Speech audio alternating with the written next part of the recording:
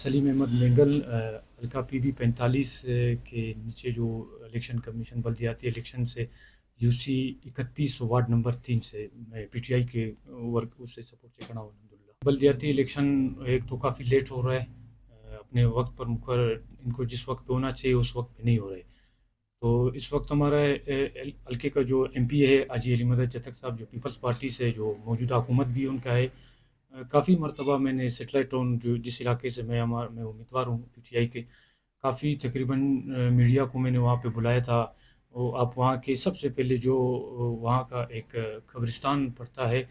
تو جو بھی میت وہاں سے گزرتا ہے تو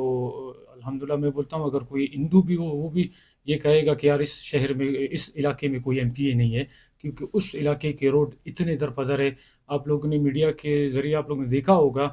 تقریباً اس وقت 40 مرتبہ تقریباً میڈیا وہاں پہ کوریج کر چکا ہے، لیکن ابھی تک PB 45 جو پیپلز پارٹی کا جو حکومت بھی ہے ان کی طرف سے کوئی عمل نہیں وہاں پر۔ بلدیاتی انتخابات کے لیے میں تو سب سے پہلے کوئٹہ کے تمام شہریوں کو،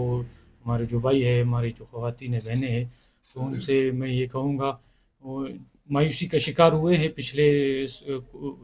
2024 کے الیکشن سے، تو میں یہ کہتا ہوں کہ مایوسی کفر ہے، مایوس نہ ہوئے، ایک دفعہ پھر وہ اپنے جدوجہد کے ساتھ جس جذبے سے کے ساتھ نکلتے ہیں گھر سے، تو ووٹ اپنا ضائع نہ کرے، ووٹ ان کا بنیادی حق ہے، ووٹ دے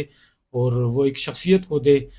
جو اس علاقے کا اپنا نمائندہ ہو، جو علاقے کے لیے سوشل ورکنگ کرتا ہو۔ میں نے الحمدللہ کافی جگہ پہ میں تمام بھائیوں سے خاص کر اسٹوڈنٹ سے یہ التماس کرتا ہوں کہ آپ لوگ ایک دفعہ یہ بلدیاتی الیکشن میں کوئٹہ کے جس UC سے جو پاکستان تحریک انصاف کے جو امیدوار ہے کھڑے ہیں ان کو ایک موقع دے، پھر آپ انشاءاللہ وہ دیکھیں گے کہ یہ جو بلدیاتی الیکشن وہ کامیاب ہوئیں گے، تو پھر کوئٹہ کا جن کا اضافہ ہوگا تو کوئٹہ کا میئر بھی ان کی طرف سے ہوگا اور ٹاؤن کے چیئرمینز بھی ہوں گے، تو آپ ایک MPA کے اس سے ہٹ کے آپ پھر انشاءاللہ کونسلر کو دیکھیں گے کہ PTI کے کونسلر کتنے جذبے کے ساتھ کام کریں گے۔